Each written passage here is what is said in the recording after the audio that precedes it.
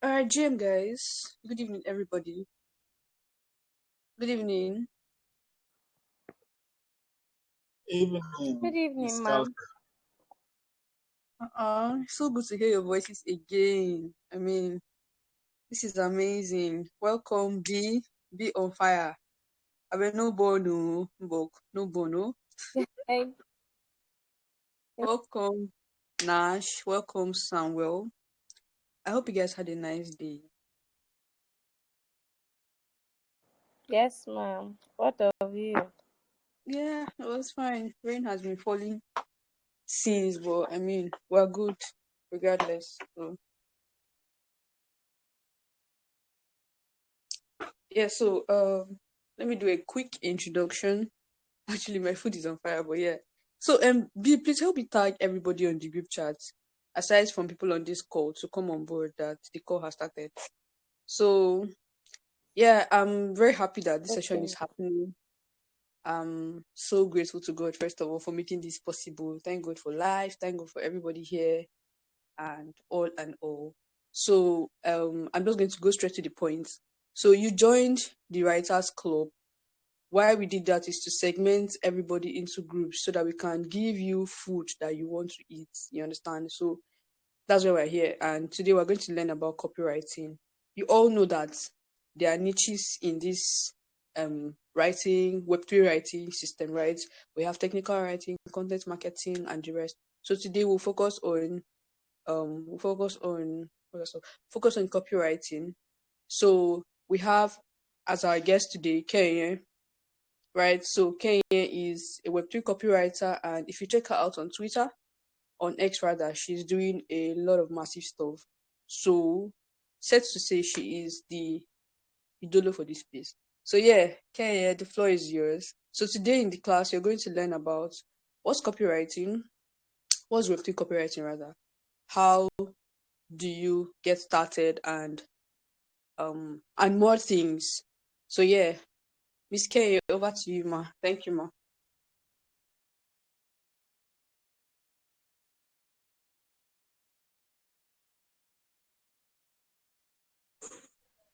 Hello.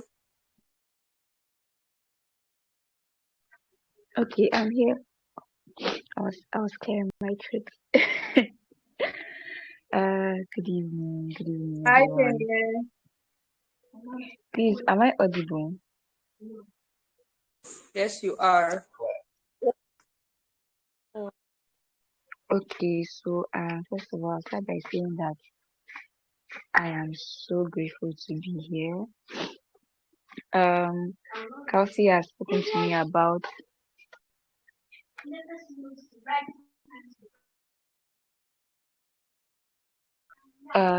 Kelsey has spoken to me about speaking in our community. It's been like since July, if I'm not mistaken. But Yeah. several back and forth. Yeah, July was like that my exam time, and I've been very bad to my academics. So it was that time I started trying to, cram sections and all. But I'm so glad that I could make it today after all the Yeah. rescheduling and scheduling. Yeah, so thank you so much. Thank you so much to you for your persistence, and thank you You're so much to the welcome. Valcoop team. It's Valcoop, right? No, it's Value Corp. Valley. Please say it again, Value please. Value Corp. Value Corp. Okay, it's value. Oh, I don't look at it Yeah, well. Value yeah, call. yeah. Okay. Nice one, nice one. I this is my very first time coming across this community before, like the name value. I've never heard it before. I've never heard of this community We before. did In it on fact, your I team. don't even What know. did I don't even know why. It's like I don't used to hear things. Like I really, as much as I may have some following on Twitter, and it seems like I know some people, but I live in a cave because anyways, that's very way. I'm really glad to be here, and I would love to like know more about this community and the stakeholders behind this community because I mean, why not? Okay. So as you as you request, so yeah, basically, right? when we first started, we started as like a crypto trading and jobs like community, teach people signals, how to trade efficiently without losing so much money and all. But like, along the line, we started getting, I don't know if it's the word traction, or we started moving forward. We're like, okay, let's all show people how to, crypto trading has so many risks, and let's show people how to like get jobs, like crypto jobs that will pay them in as much as trading pays, but let's show people how to get the crypto job. So that's how we first started. And a lot of people got jobs, and we've actually, yeah, the world is evolved. Yes, we've evolved. So from showing people how to get jobs, and people come back with testimonials. A lot of people like Evans in Super Team Enugu State Mode, yeah, and a whole lot of other people. So that's how the community has actually evolved, and then we're now in Web3. So we basically teach people how to access Web3 opportunities, be it jobs, be it contests, hackathons. But the basic thing is jobs, because once you have a job, at least you can take care of a whole lot. So, and Web3 job is actually really paying. So like that's our core focus. And then we also have branches. Like if somebody needs a talent, maybe like a designer, I mean, we can outsource. Yeah, I think that's the word. So basically, we're all about jobs and upskilling. So, and everybody that is here in this community is either looking for a job or already has a job and wants to get more and wants to like upskill as well. So maybe somebody here can be a content strategist, and adding copywriting will not be a bad thing.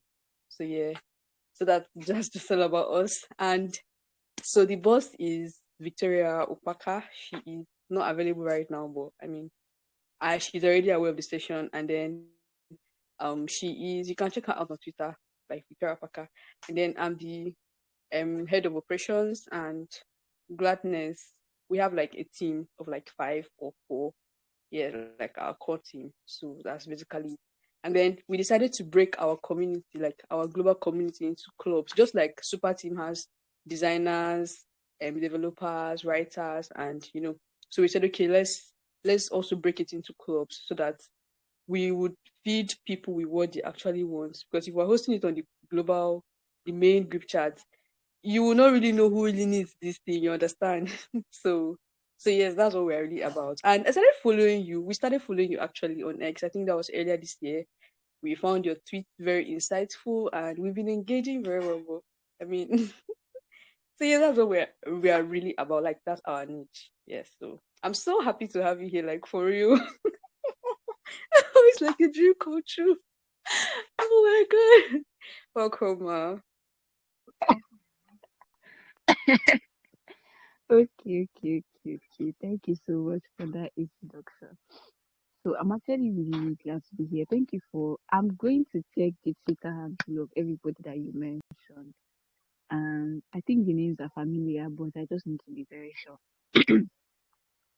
So yeah, I'll get into our discussion because I know that if you're here, that means you want to learn about this stuff and you're eager to learn. So let's get into it. So I'll give a little introduction to myself in case you're getting to know me for the first time. My name is Kenny. Jesus Christ, I forgot to mention that this is the first time that I have been introduced in like a class or a space or something meeting like, and my name has been pronounced properly. I am so grateful to God for that. Like that's testimony worthy. Anyways, my name is Give me my Kenye. flowers, please. No, yes, I have to give you your flowers because I have suffered in this working space. So yeah, and I am a good copywriter. I am multi-skilled. I do a whole lot of things, and the funny thing is that all the things I do are all related to writing. Started taking a bit of trading classes and again for experience sake, but me and writing, according to my friend, is a ride or leave ahead because we not die. Okay, so I'm so glad to be talking about copywriting here today. So first, I'll start by defining what copywriting is. So let's make this interactive here. Uh, who knows what copywriting is, or what do you think copywriting is? I need like 2 answers.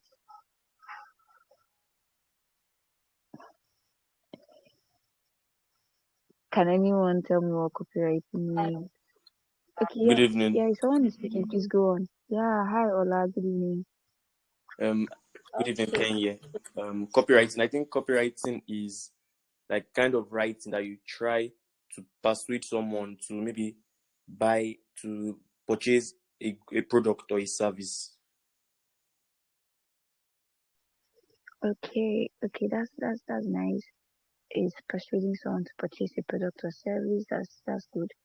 Thank you. So, any other attempt at defining copywriting? Yes. I think it's the same thing, but I would say copywriting is all about making someone take an action. Basically, what you want the person to do. Just anything you want the person to do. You are trying to use your words to make that person to do that exact thing you want the person to do. Just to make someone take an action and just do what you want the person to do, basically. Okay, that's very nice, Be Fire. Thank you so much for that. Okay, so you guys made really, really lovely attempts, and in fact, if I'm to define copywriting properly, all I need to do is just to merge what the both of you said together, right? I feel like my voice is reducing in tone, so if at any point you cannot hear me, please let me know. I'm kind of having sore throat, so sometimes I'll mute my mic to cough, so I don't cough in your ear. But if you cannot hear me at any point, just let me know. Okay, Sorry, I'll give you so jobs, don't worry. mm, see, I God is good. Do I have a pharmacist in the house? That is good. Anyways, let me continue. So, let me just give you a little influence how I got into copywriting before I give the definition. So, I didn't start copywriting in the Web3 space. I was a Web2 copywriter, but I started full-time Web3 copywriting this year, May 2020. Last year, sorry, May 2023.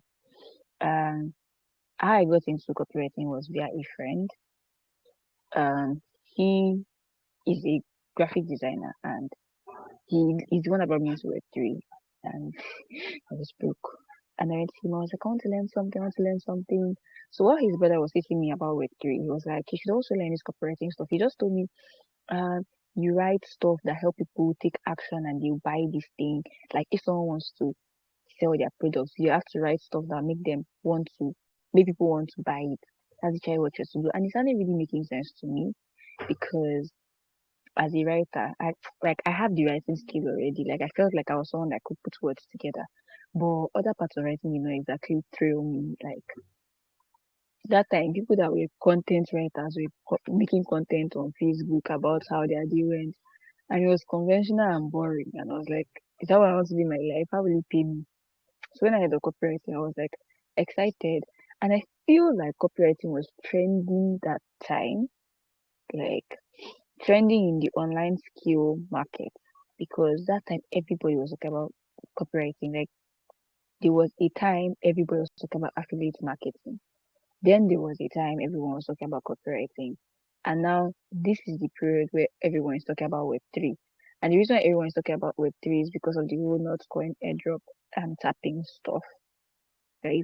So I feel like there was a time when everyone was talking about copywriting, and that was that period where I heard about it and I started learning.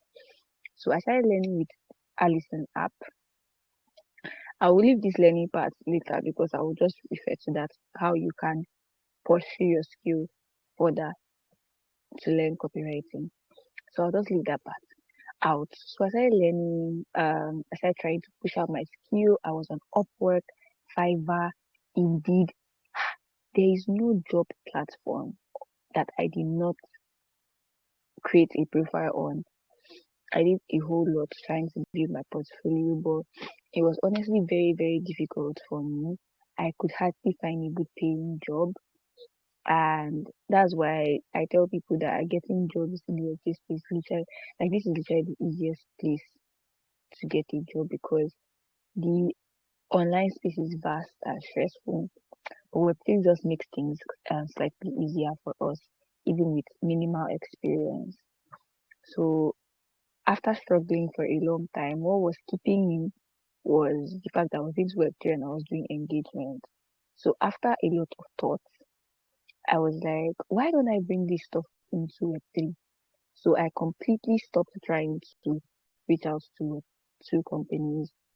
I left my Upwork and my Fiverr profile behind, and I just dusted up my Twitter, and I was like, this copywriting thing, it's Web3 or nothing. So yeah, that's how I got into full-time Web3 copywriting. So what is copywriting? Copywriting is making use of the right word, right set of people to take action on a certain thing.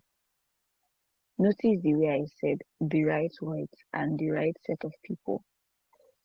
Because if I want to sell Pampers, I would address it not to fathers, not to babies, but to mothers, because they are the largest demographic of people that purchase Pampers. So I will not just be using the right words, but I'll be using the right words on the right people. So even if a father should actually stumble on this content or this copy that's trying to sell these Pampers, he will relate to it because he knows that if his wife saw this thing, she would most likely buy that Pampers for the child.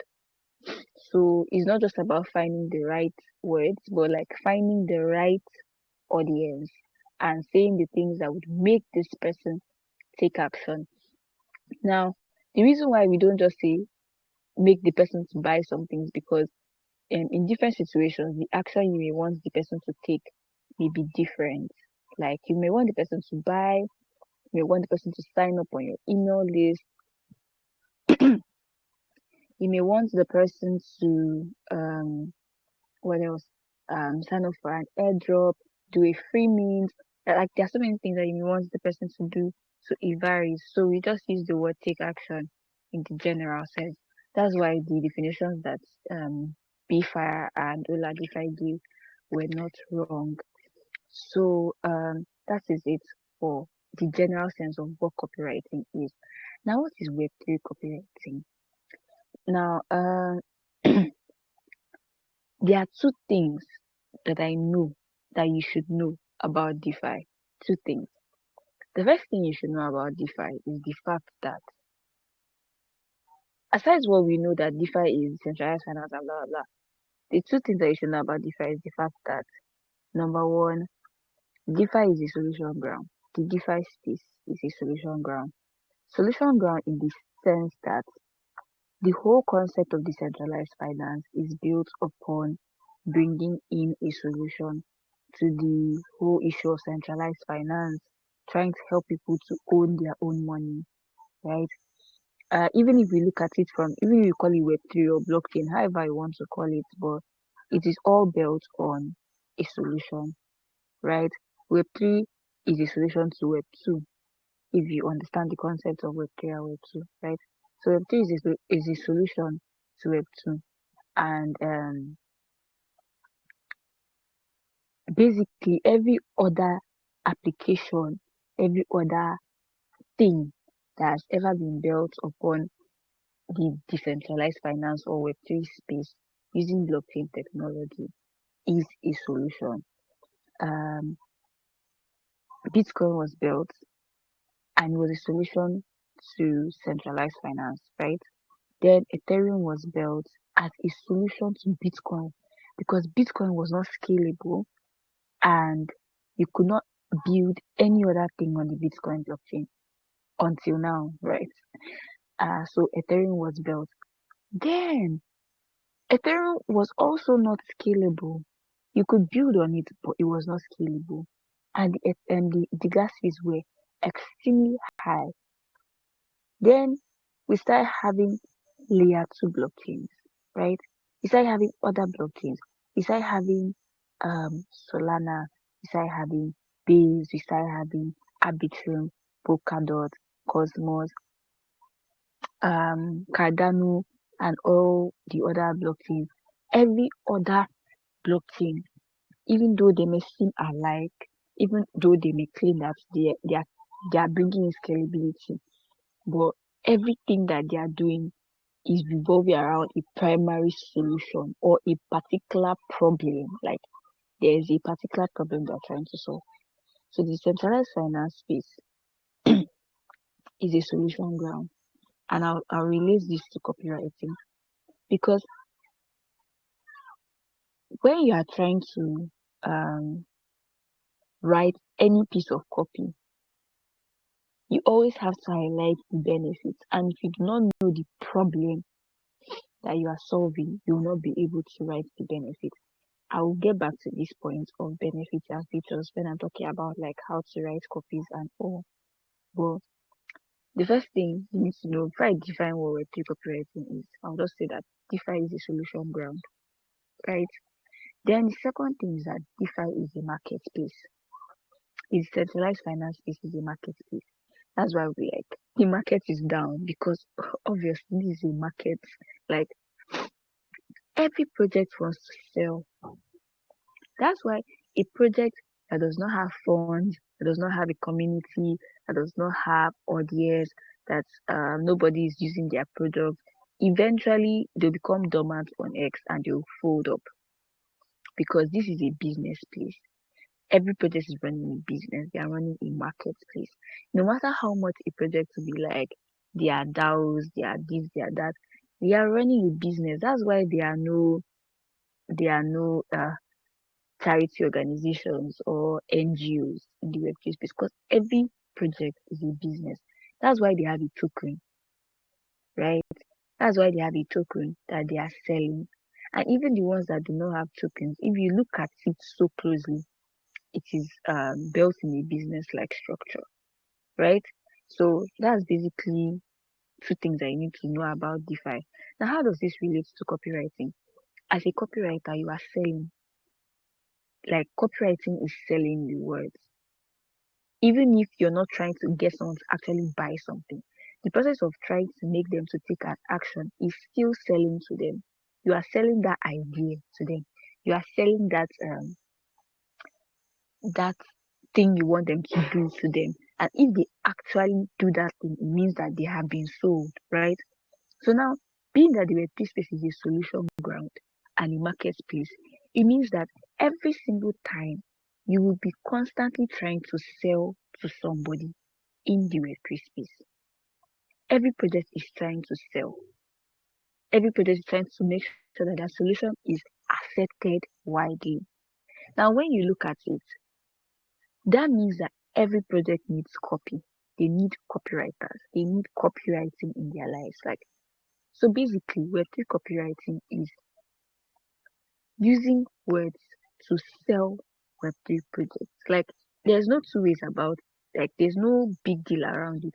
But the whole idea of Web3 copywriting is surrounded on the fact that every project is trying to sell their solution. And so every project needs copywriting. I like to say that content is the spice of life. Like, not content, rather, writing is the spice of life because it is the second most important means of communication aside words, like aside talking. Writing is one of the most important means of communication. And because social media does not necessarily allow us to send um, voice content, we have to keep using words, right? And then I now like to say also that copywriting is the spice of the entire content world. It is the stronghold of the entire content world because the Web3 space cannot succeed on just content. Every piece of every text, every compilation of words has a tint of copywriting inside of it. When you write thread contest, you have to include a tint of copywriting inside it because you are trying to sell that idea. So you may not necessarily ever see job roles that straightly outline that this is a copywriter's role or this is for a copywriter. But the essence of, like, how do I put it? the job of a copywriter is everywhere. You are multiversatile. Like if you have copywriting as a skill, you are empowered. You are an empowered writer. You have an edge over other writers because of that ability to sell things, being that every project wants to sell, right? So copywriting is like an armor. It's like an empowerment. It's not an additional skill. It's a premium skill, in my opinion. And I'm saying this out of experience, right? Now, in the Web2 space, the kind of services that copywriters offer are: one, copywriters write landing pages. And when I say landing, I'm going to say it in the Web2 space, then relate it to the Web3 space. By landing pages, I mean websites. Like when when you finish reading a tweet about a project, and then they include a link for you to click on to see more about them, you land there. In the technical sense, you land on that page, right? After you have read an initial something somewhere.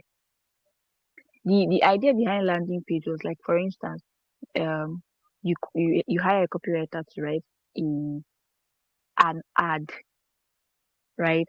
So when people click on the ad, they would land on this page that will tell them more about the product. So that is called a landing page. But you can basically just use the word website for easier references. So in the Web2 space, copywriters write landing pages, and in the Web3 space, copywriters also write landing pages. So I've written websites for a few Web3 projects before. Yeah, and I'm currently one of the jobs that I'm currently working on is a website for a Web3 project. I mentioned ads. Ads are like if you're a big fan of YouTube like I am, you cannot watch a video without seeing in drive, choose a fair price for your ride, blah blah blah. That's an ad, right? So ads are like on every social platform. In fact, even on Twitter, we see ads a whole lot. Like if you see ads almost everywhere, they'll not be showing you subscribe to Premium Plus to go adless, right? So even on Twitter, there are ads. But in the Web3 space, how does this come in? Web3 projects pay for ads on Twitter like mad because organic growth for Web3 projects is a bit harder. Organic project for Web3 projects is a bit harder, so they pay for ads, right? But if not done right, because I see a lot of projects that pay for ads, and you see the ad post, it has like 500k views because it is an ad, but then you see just 2 comments. That means the ad is not converting. Converting in the sense that it is not bringing returns for them. Like people are not being sold, right? And that means it's not converting. So as a Web3 copywriter, you can write ads for Web3 projects that want to sell their products to like a wider audience and want to use Twitter ads, right? And you can help them come up with good words within that 280 characters that would actually sell and get them, the audience that they need. What else can you do as a Web3 copywriter? In the Web3 space, copywriters write sales pitches. So I don't think I ever wrote a sales pitch like a sales pitch in the Web2 space. But sales pitches are like, for instance, if a Web2 project like a company wants to pay for a page in a newspaper to talk about their product, that thing that they're writing there is a sales pitch because they are trying to pitch themselves for a global audience, right? Now, in the Web3 space, how that plays out is in 2 ways. One is via pitch decks, right? So Web3 projects look for funds. So they make use of pitch decks to convert investors. Yeah, I heard it. So pitch decks are like mini investor documents that are supposed to convince found VCs, venture capitalists, to invest in a Web3 project. So in the Web3 space, as a copywriter, you can write pitch decks for projects because obviously the main objective of the pitch deck is to sell their idea and convince people to let go of huge amount of money to invest in their project. So yeah, you can write pitch decks. And then another thing that you could do on the aspect of sales pitches is I don't know if you see articles on blogs like Coin Telegraph, is it Insider, is it Coin Insider or something like that, where there are lots of Bloomberg, there are lots of crypto blogs, right? And there's how you see like an article about a crypto project. So majority of crypto projects pay this um this crypto news outlets to feature their blog. So majority of the time you will be the one to write the content that they are to put on the blog. There are different there are different packages and it depends on the news outlet. There are some that you pay them, their own writer will do research on your project and write about it. But there are some that you just submit a content to them and pay them to post it.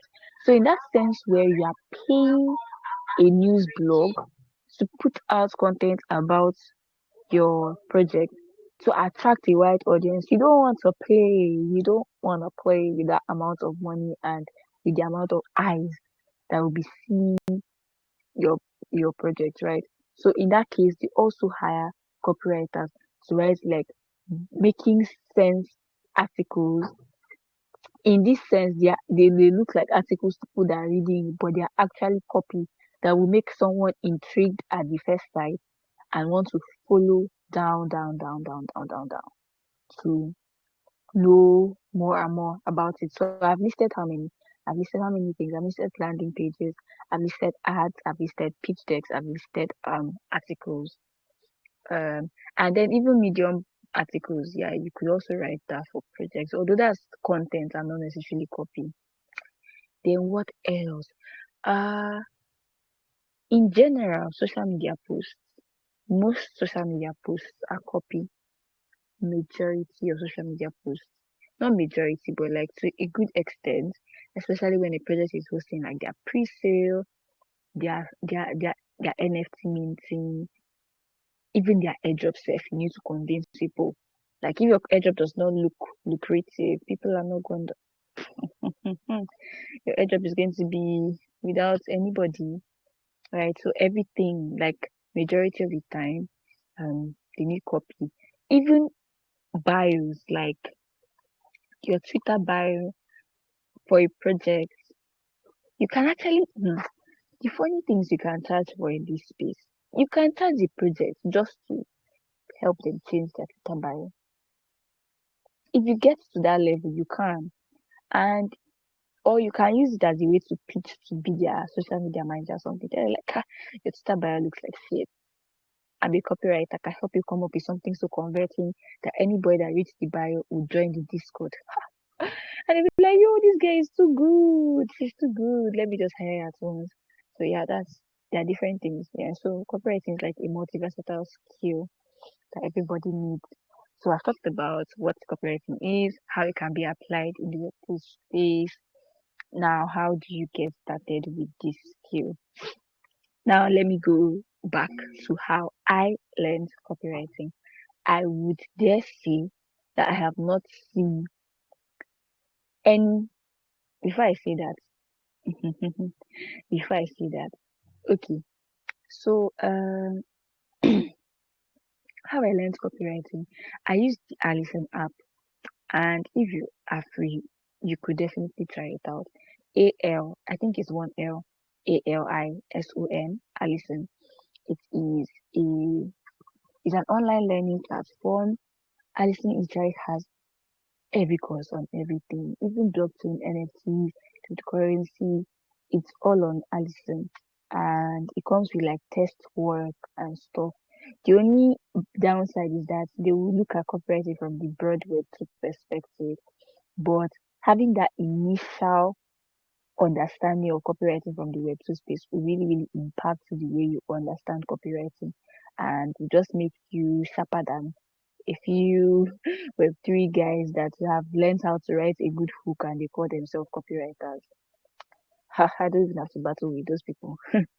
So, yeah, you could actually try that out. Then another thing is YouTube. That's another way to like get deep into this copywriting thing, because no matter how much I say everything I want to say today, there's a whole lot to copywriting, and you you still have to like do your own thing. So the second thing is YouTube. YouTube is the place to be. When I started learning copywriting, I'm so sure that I watched more than 100 videos on YouTube. I can recommend Alex Catoni, Cattoni, Alex Catoni. She drops a video every Wednesday. That lady is goated. Like literally since 2022, she has been dropping a video every Wednesday on copywriting. So if you check her channel, it is it's massive. Oh my god! And sure, I forgot to add, because copywriting has emphasis on selling, it means that you can be a really, really good marketer. Like you can be such a good content marketer that you write great content and people will do it, people will fall. Can be got such a good marketer that you can market for projects, work for marketing agencies, like it's such an added advantage, right? Yeah, so let me continue. I was talking about YouTube videos. Yeah, so YouTube videos are a really good way to like boost your copywriting knowledge. And I was talking about people you can check out. You can check out Alex Catoni, you can check out Danko, Dankoe. You can check out his real name is Neville Medhora, but I think his channel is titled Copywriting Course, and the copywriting is K copywriting, and the course is K course. But his real name is Neville Medhora. Yeah, those are like my three top guys. There's no how you search copywriting on YouTube and you will not see like a whole other bunch of people. But like those are my top guys. Yeah, so you could definitely, yeah. So then the third, I remember that time when I was trying to learn copywriting. It was all these Web2 marketers. They were hosting classes back to back. All these classes, then they will not tell you to pay 1K for masterclass. Anyways, so as I said earlier, it's hard for you to. I have never seen. First of all, it's easy to find classes that concentrate on trading, concentrate on degen, like Kelsey said, how this community started, the concentration on trading and all.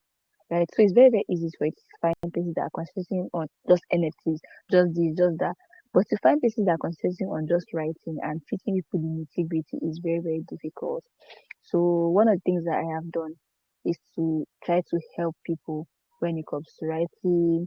I have a community, the Better Different Writer community. I also have the Glimpse, blah blah blah. So in the bid to give people proper knowledge on writing when it has to do with the Web3 space, especially on copywriting, because it is the spice of life when it has to do with writing, and it is an armor, and there is no place that you see that they teach you copywriting so well except that person already knows what copywriting is. There's just one what do you call it? There's just one academy in Web3 space that I've seen that they have taught copywriting, and that was Konoha. But that's not where I learned, and they still didn't really reference it to Web3 space. Anyways, getting to my point, I have an ebook Yeah, I have an ebook that is dedicated to everything with copywriting, and I have a chapter dedicated to copywriting. So if you ever consider it, you should definitely make provisions to get my ebook. So yeah, so those are ways that you can get started. But because you are in this class, I mean, I will just tell you some other things to like the practical aspect. I mentioned the ways you can learn more because I'm not going to be able to finish everything, right? Aha, read books. You can read my book, obviously, but there are other books that you can read. I can make recommendations, and there are a lot too. I have read plenty copywriting books. I've not finished any, but I've jumped from here to here, drag knowledge to this side, drag knowledge to that side. Unless I've not finished any. That's bad. Oh. I actually have finished. I'm not sure. That's by the way. So now, the most important part of copywriting is research. Everything you write in general is 80% research, 20% organization. And it's the same thing for copywriting. Remember how I talked about um how the audience is very important. So the same thing for copywriting. Research is very, very important. And there are three aspects of copywriting research. Number one, the prospect. Number two, the product. And number three, the marketplace. If you are not writing at this point, I don't know what you are doing.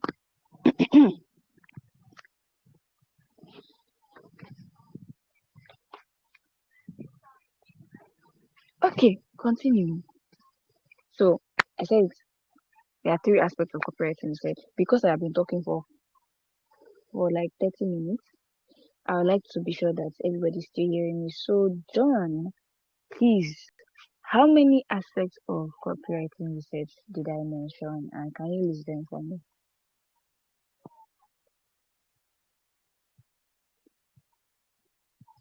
Hello, John, with the premium. Can you hear me?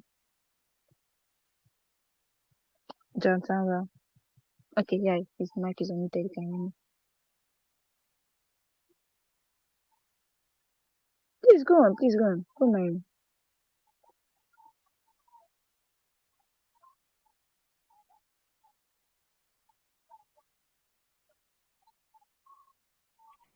Hello, please go on. I can hear you.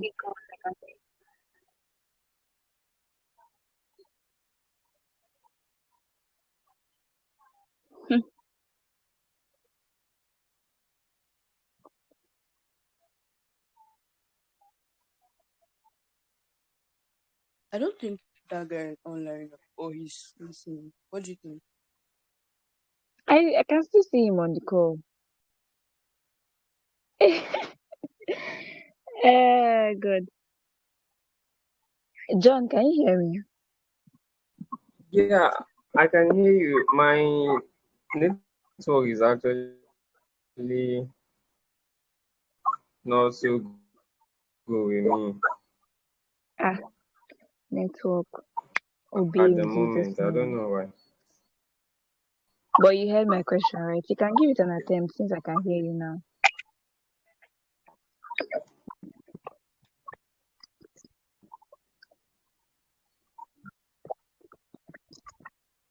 Yeah, I I actually asked wrote the down three something, but aspects. I don't know if it's related to the question and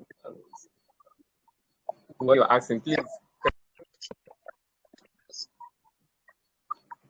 I mentioned three aspects of copywriting research. Can you mention the three that I mentioned?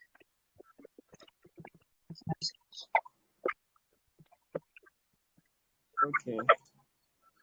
Uh, I don't know. I did not get that part. I'm sorry. Okay, that's fine. Before, did you get it? Please help us out. Okay, yes, I do.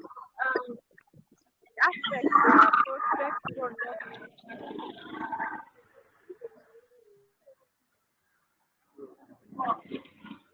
Can anyone hear me? I muted my mic. Yes, I can hear you. Yes. Okay. I said I got it. Is product, Prospect, product, and market. Okay, thank you so much for that. Yes, so it doesn't have to follow the order, but as long as you just remember it. Thank you so much, Bifara. Okay, so let me start with the prospect. The prospect is who you are selling to, who you are selling to, the person that you want to sell to. That's why it's very, very, very important to know the person that you are selling to. And copywriting research is so in depth in the sense that you don't just have to know who you're selling to, like you need to know more about that person. Like one of the things that I learned in one of the copywriting books that I have read, I think that is the one I finished. Yes. He said that you should know your target audience more than they know themselves. Like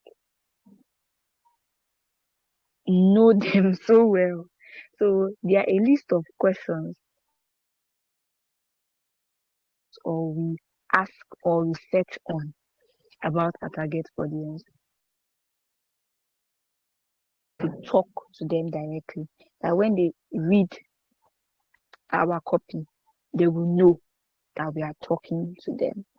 So some questions you could ask like, I'm not with the book that I wrote that stuff down. How did I write that thing? But um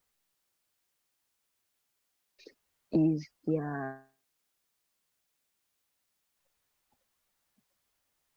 what is the usual, like what's the word, gender? What gender is your target audience? What's um what's their age bracket? What's the age bracket of your target audience? Or of the person this product is for, of your prospect. That's the word, prospect. What's the age bracket of your prospect? Common habits or attributes. Like this is very important, especially like in the Web3 space. We're trying to sell an app to the generals. You need to know their behavior, their behavioral patterns. So what are their behavioral patterns? What are their common attributes or attitudes? What's the other one? What are their biggest problems? Like at this point, you don't even really have to like concern yourself. Like don't when you're doing prospect research, forget about the product. Like forget about what you're trying to sell to them. What are their biggest problems? Or what are their biggest fears? Um, what are the emotions that accompany their biggest fears? Like for instance, let me go away from the Web3 space a bit. If you're trying to sell a weight loss product, um, and you're trying to answer the question, what are their biggest challenges? Um, or what are their biggest problems? Maybe I'm not in the category of people that have ever used the weight loss products before, but I would just say that it's possibly they are working out because I watched a few movies of people and stuff like that. So probably they're working out and they're not seeing it work.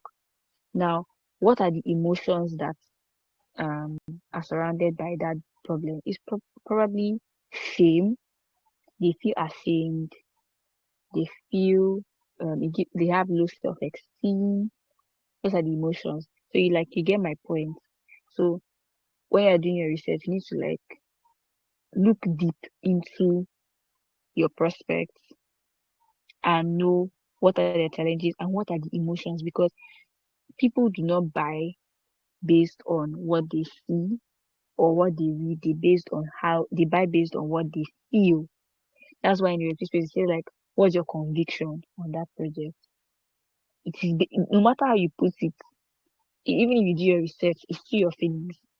So whatever the kind of words you're using has to convey this certain type of feeling on the people that are reading it. So that's why knowing the emotions that accompany the problem people have would be a really good thing.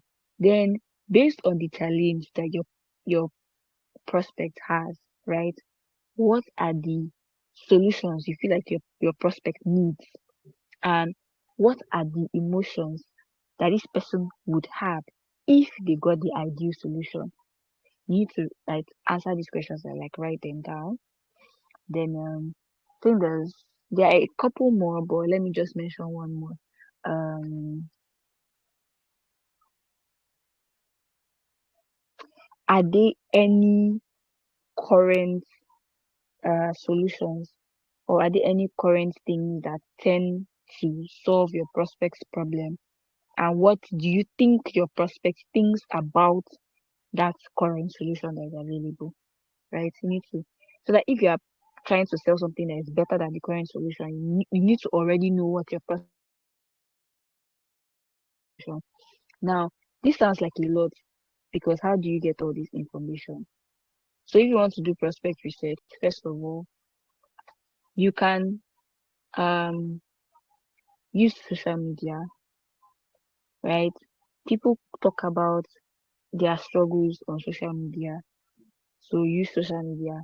So the first place you can use for this is Twitter. Like there was a time I was writing a a thread about a project that is trying to like be better than Radium and Jupiter. Like it's a centralized exchange on Solana. I was actually very bullish about the project. I even bought their token and did some exits. So yeah, fair. But I don't know if they're still building, but I'm not really, I don't even know. I've not used the app again. Anyways, they're proving to be 7 times faster than Radium. And gosh, Radium is slow. If you use Radium, you will know that that baby is so slow. I didn't even know I called it baby. It is slow, gone. And so what I simply did was I went to Twitter and I typed radium speed, or I typed radium speed, I typed like different things that just like communicates being slow. And I saw a post literally like 20 hours ago by the Wolf of Crypto Street. If you know the Wolf of Crypto Street, he's like a big guy in the Web3 space. And he was saying, why is no one talking about the fact that radium is so slow? I was so excited. Like that's data. I used it in that particular thread. And I think good enough that particular thread went viral and the project acknowledged the thread, right? So I'm just talking about like prospect research. So at this point, I have gone deep to see that the speed or the slowness of Solana DEX is a big problem for people that are traders, because why should something be slow? Nobody likes. I don't think people have no patience in life generally.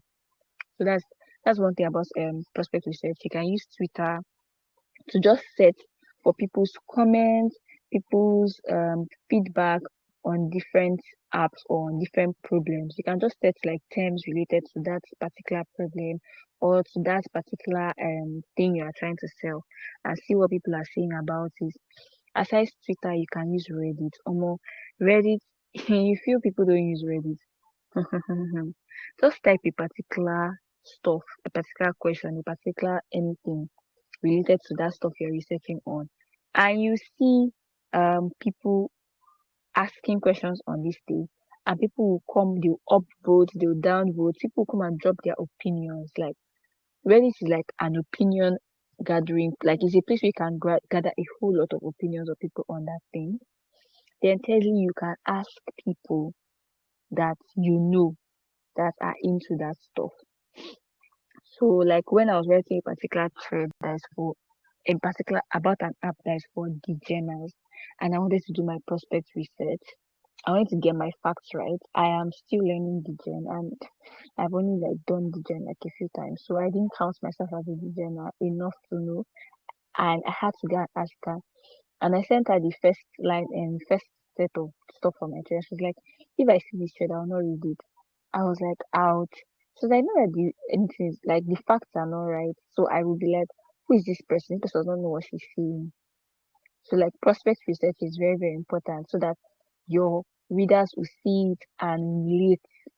Like it has to click with them. They have to sit and be like, this is talking to me.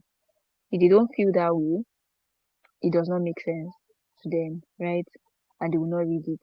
So she actually helped me to like, she gave me feedback. I was like, no, this is actually not true. This fact is not true. This is how actually the designers feel.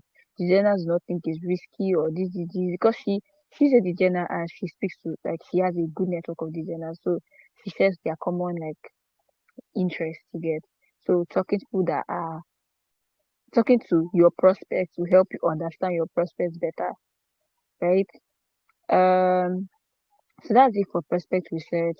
If you know any other social media platform that you feel that of that people you are trying to sell that thing gather on more, then you should go there. If it's not related to Web3 and it's like maybe something Instagram related or YouTube related, then you should definitely go there to gather information. You get my point. Then the second is product research.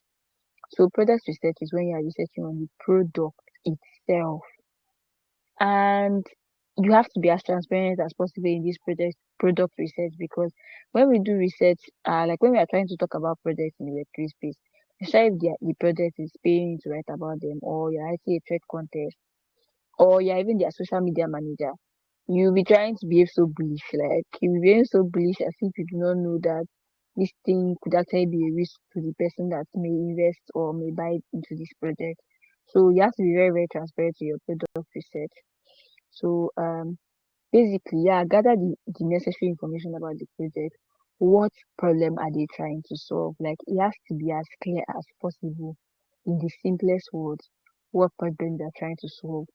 What is um their unique selling point? Like, okay, this problem they're trying to solve it. Many other people may also want to think of solving this problem. How are they doing it uniquely? I talked about how literally every layer too is solving scalability problems. Solana is solving scalability problems. Arbitrum is solving scalability problems. Polygon is also solving scalability problems. If I through my mouse, like they are literally all hammering on scalability, but everyone has their unique selling points. Solana literally has like the fastest transaction speed amongst most of the layer 2 blockchain. Base has its own unique selling point. Arbitrum has its own unique selling point. So when you're researching on this project, okay, yes, this is the problem they are solving. What is their unique selling point? How are they doing this thing differently? Like what's their main offer? Gone, gone, gone. What's okay, they are solving a problem. How are they doing it? Like in the simplest words, what's the direct way that they're doing this thing and they're doing it in the most distinct way. uh Um, you just have to like ask yourself this question. If possible, use this product, right? That's why like I advise, especially if you're writing a trade contest, you're writing for a project, you are the social media manager, and you want your products or your and you want what you're writing to be as concrete as possible, use the stuff. So the project I told you about that I'm currently writing the landing page, I'm actually done with the design process. I had to their app is not yet live, but I had to get their personal logins to the app and use it, try it out and see how it works, so that I can write it the way it is. I can write from the point of experience. So, what's their unique selling proposition? How does it work? And how the way it works, how is it better than other no, we'll talk about the marketplace differently, but how does it work? Is it easy to use? Is the user experience good? Because especially in the Web3 space where they are very, very keen on user experience, is the user experience good? What is distinctive about this product? Then the third is the marketplace research. Marketplace is basically the competition. Who are the other guys in the game, and who are they first of all? What are they doing better? What is their own unique selling proposition? How can you make your what's their own unique proposition? What do people love about them? what do people hate about them, because when you know what people hate about them, you can use it as like a stepping stone. Now this whole thing that I'm saying may sound like a whole lot of research to do if it's just an ordinary trade you're writing. But it's the work we do. That's why you that's why like this how I write each other. So like I did not even do selling this project. It's because of this copywriting attributes, right? And I mostly do this deep research when I'm writing pitch decks, websites, and white papers, right? I do like a whole deep dive. But if I'm writing like a thread, I may not go so deep, but I'll still follow the 3 tiers of research, but I'll not go so deep into it. So yeah, there's a whole lot of work. Like, if possible, list their top 5 or top 3 competitions. List what they are doing better, what they are not doing better. Like, leave them in the board. Like, put it all out. I think everybody gets my point. Then that's it for the research part. So once you have now gathered all this data, the 20% of your copy is now how you now deliver it. It's like after you're finished reading, how do you answer the question in the exam hall that will give you your 70 marks? Okay. So now, how do you deliver it? Then we now start talking about your organization process, how you organize it, and you have to start with the headline. When I learned copywriting, I was taught headline, but the world has evolved. We now call it hooks. You have to start with a good hook. You have to emphasize on the benefits more than the features. I was having a mini argument on a space recently. It was not arguments, but like productive arguments, like like a banter or something. So someone was like that. A girl posted something. She was like, between this phone is this is a 60,000 mAh phone with a 15 160 something MP camera, and this phone ensures that your battery does not go out even after 24 hours, and you can take pictures from any angle, something. Which one would you prefer? And people like they prefer the second one, and he was like that he was not agreed to it, that everybody wants to know like the details of the phone. And then I was just telling him that this thing you are arguing is copy, right? This is copywriting you are arguing about, like arguing about a piece of copy. And for any good copy, you always have to emphasize the benefits over the features. The only reason why it makes more sense for you to say the mAh of a phone rather than saying it can last for 24 hours is because a phone is a widely used thing, such that people are more interested in knowing the particular mAh. Like, people are more learned in the aspect of phones that they know when an mAh is low or high, and that's why you need to understand your audience before you write anything to them, right? But if you are selling something like a particular, say a maybe if you are selling something like an AirPod, how would you feel if I told you that the thing was made up of lead steel and blah? It does not make sense now. People go for features better. So now someone was not asking me, someone was not saying something like, it depends on the purpose of the content, it depends on the. I wanted to say something again, but eventually I didn't get the chance to say it. But I'm just pointing out this example to explain that copy is copy and content is content. Except you want to like bring in some copywriting principles into your content. But content is content. And in content you are writing to educate. In copy you are writing to sell. So you can't be mixing there's something the girl said that I did not agree with. She was saying something like that there's some audience that would need you to blah blah blah blah blah. I can't remember exactly what she said, sir. But the point I'm just trying to bring out is that audience research is very important, because if you do your audience research right, you know that okay, you're selling this product to technically inclined people and you need to use big words. Okay, you're selling this to non-technically inclined people, you need to use small words. You would know how to present the benefit, you know how to present the features, and copy is derived from content. except you want to use copywriting principles. Do not write content and then be arguing that it does not sound like copy. I don't know if what I'm saying makes sense to everybody that is listening to me. Hope you guys have not zoned out on me. Okay. So yeah, I mentioned having a good hook, emphasizing the benefits over the features because human beings are selfish and they are more concerned about how the thing benefits them than the features that it has. Of course, you have to mention the features, but then you need to mention how the features benefits them. What else? What else? What else? What else?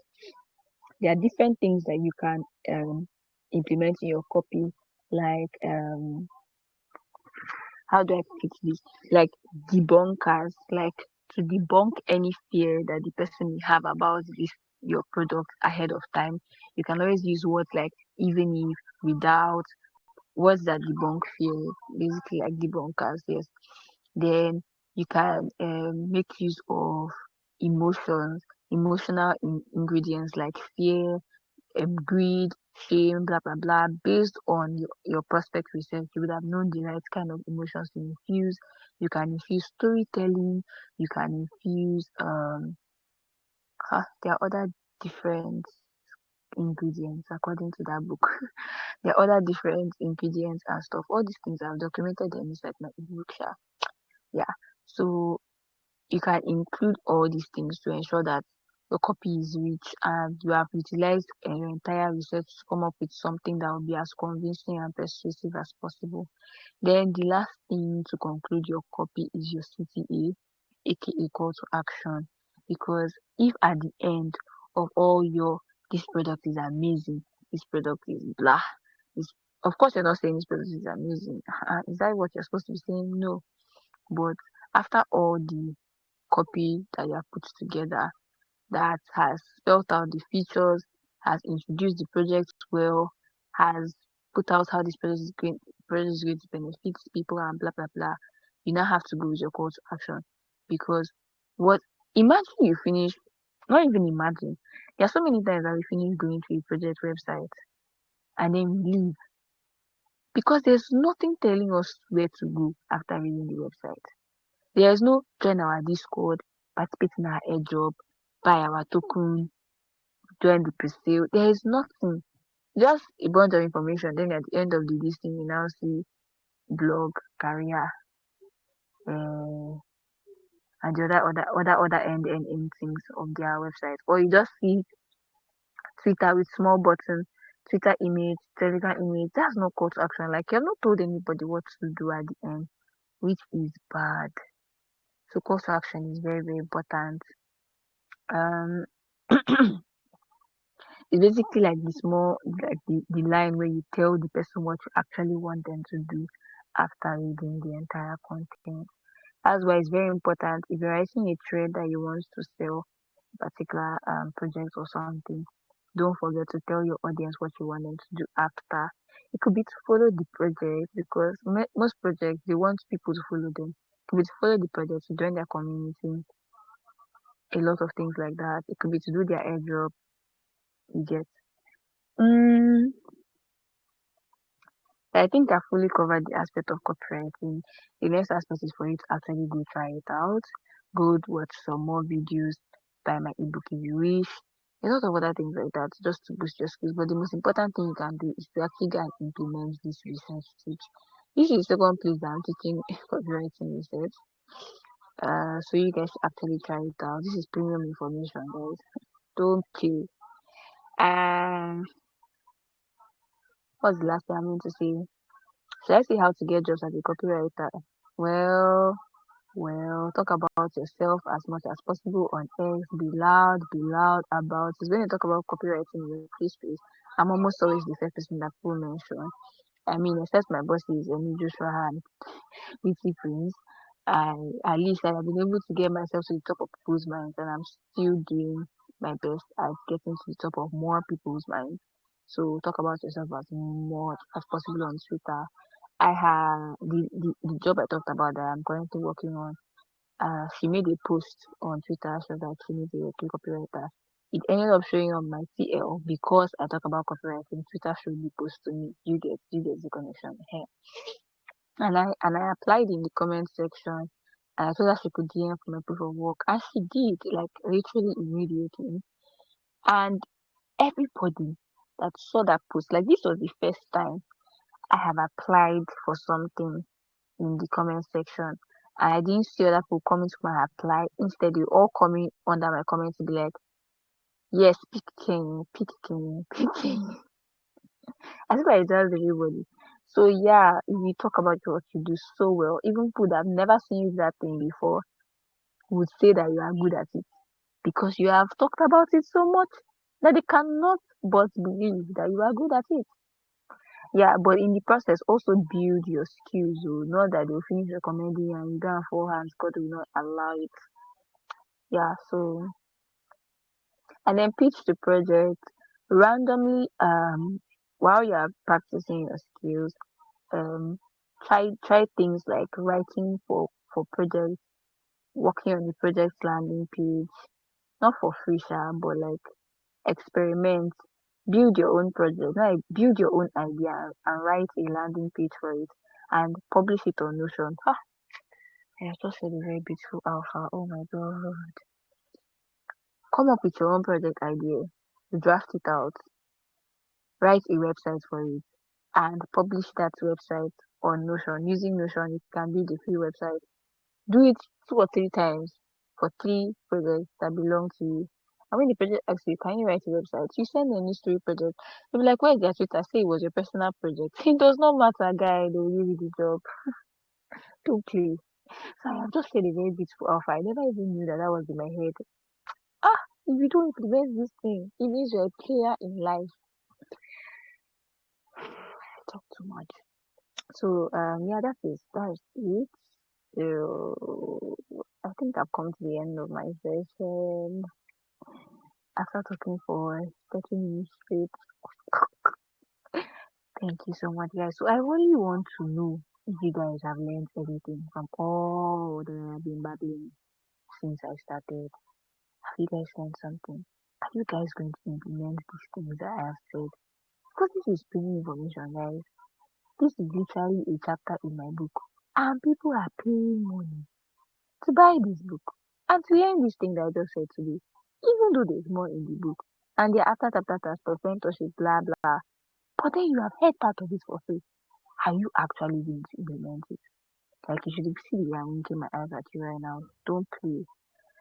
I'm tired of talking, so I want to hear from everyone that's been listening so far. What have you learned today, and how will you be implementing this in your journey going forward?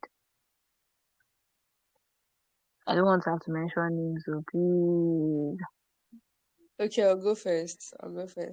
Okay, please, yeah. So, yeah, thank you for the session so far. I really appreciate. So, I want to ask, how do you conquer fear? Like, how do you feel like you're going to be good at this thing? Because uh, it can be like a whole lot to gather courage and try to like delve into Web3 copywriting, right? So, like, do you think it's So almost okay? Yeah, yeah. I I literally I started answering in my mind because it is something that I am still trying to overcome. So when I was in the Web2 space, one of my biggest sexy fears or something was, can I really do this thing? And I desperately look for a job so that I can do this thing and gain the experience and be sure that I can actually do this thing. Like I didn't want a job because I wanted money. I wanted a job because I wanted to experiment all the things that I have learned from thousands of different WhatsApp classes, thousands of Alison classes, thousands of YouTube videos. Like I wanted to implement all these things and personal practice as well. I wanted to implement it. But then I couldn't get a job because I did not have in quotes experience. And I couldn't get experience when I did not have a job. It was like an endless cycle. But luckily in the place space, as I said, you don't even necessarily have to like work for a project where you gain experience. But how can you overcome that fear of not being able to deliver? Even when I joined the place space, I didn't job hunt for like 5 months. because I was like, am I sure I really know this for 3 years? Am I sure I can really do this stuff? So I was such a doubter. And yesterday I had an interview with a project to be their growth strategist. And this is my first time having the role growth strategies. Like I'm not just going to be in charge of their social media. Like I've done social media management. I've conquered the fear of am I sure I will be able to do the work well? So this one is beyond just social media management. Like I'm anchoring their social media management, their Telegram group, their Discord group. I'm anchoring all the like say if they want to do trade contests, this thing, anything they want to do, like I'm literally in charge of the entire group process. And they told me to um send them like a proposal of all the activities that they are going to be doing and the budget for all these activities plus my payments, like how I want to be paid. And I've not yet sent it since yesterday by 3 p.m. Obviously, they're supposed to give me time. They're not pressing my neck, but part of me has been scared. I'm like, am I sure I can do this? Every time I'm about to take a new leap in my career, I'm always like, am I sure I can do this? And I feel like ghosting, they are not replying. But then I cannot do that. So instead, what do I do? I'm sharing this story so that I can just like tell you what I'm going to do in this situation. First of all, I reached out to somebody because the project is an NFT project, and maybe the reason why I feel really can I do it is because it's an NFT project, and I've never worked very closely with an NFT project before. If it was like a regular DeFi project, I'd be like, leave that shit, I got it. But it's NFT, so I reached out to someone that is very good at NFTs, and I started speaking with him. I'm like, so from your experience, what makes you buy into an NFT project? What makes you like an NFT project? What makes you feel like they're a good community? Like asking questions so that I can be sure I'm providing the best feedback and like the best kind of solutions to this project. That's what I know about growth. So speaking to people, it will give you morale. Like it's how you speak to the right people and it will give you morale. So one way to conquer fear is by speaking to people. And the funny thing is that with these people on your side, when you actually see the job or when you actually get a job in that area, you know that you have support while doing this job. You can always go to these people and tell them, I'm on this project told me to do this one. I don't know what it is. I don't know what to do. Please help me out. And they will be able to help you. So that these people, support systems, people are very, very important in life. Then what else? What else can you do to overcome fear? Just do that stuff. You know what? See, the issue of fear is like, can I deliver? But when you do that thing and actually deliver, you now know that you can deliver and the fear will go. So just do it. And if by any chance you do not deliver, you should be more curious about knowing what you did wrong than beating yourself up about the fact that you did not do right. You get. So then what else? Pray to God for strength. I pray to God for strength every time, every day. I'm like, God, give me strength for this job. Like the way I be praying for the Web3 project that I work for, they think it's just because I am smart. It's not though, it's God. So yeah, pray for strength. I mean, fear is, He has not given us the spirit of fear, but the spirit of love and a sound mind. So fear just doesn't want you to do what you're supposed to do. And funny enough, if you should actually do that thing, you'll be very successful at it. You even be wondering, why was I scared? It's just like if you want to participate in a trade contest for the first time, you'll be like, am I going to pass? Am I going to win? And be so scared. When you actually play the trade, be like, oh my god, I just put out this stuff and it was so nice. I'm supposed to see comments I'm getting. Oh my god. So this stuff was like, so just do it. Do it. Do it. I hope I've been able to answer your question.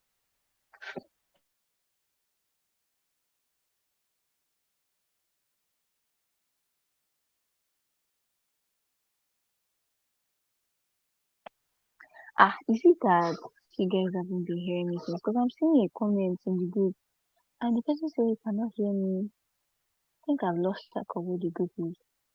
And that was 8:15. 8:15. Doesn't mean that you have not been hearing me since 8:15. Jesus, that's bad.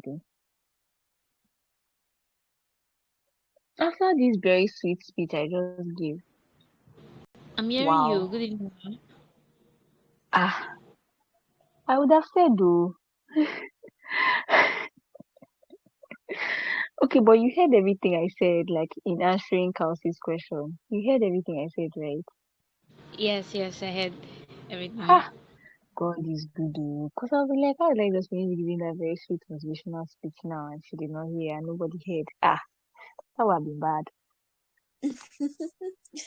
All right. Okay, Kelsey, I think you're back. Were you able to hear me? Yeah, sorry, I muted myself by mistake. I said yeah that I'm recording the call, and I also think maybe the network is bad as well. But I heard everything you said. Okay. Um, Thank yeah, God you though. went. Okay, Yeah, okay. no, I was listening, so I'm grateful. Thank you. So please, is there any other question?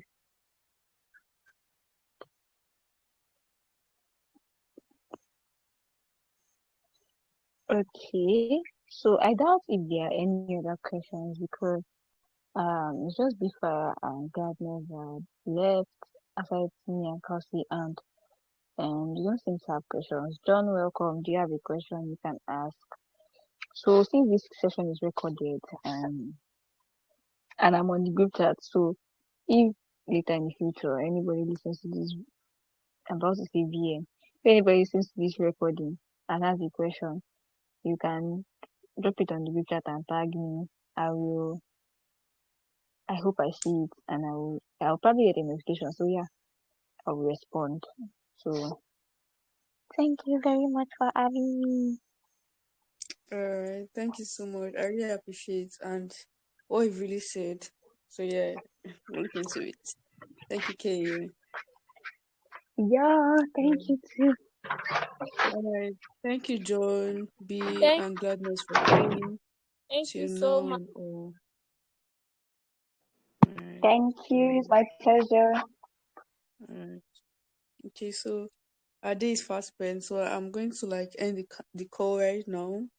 And if you have questions, you can as well text her in DM and all. So yeah, good night and see you guys in our next call. Happy weekend and bye. Bye. Bye.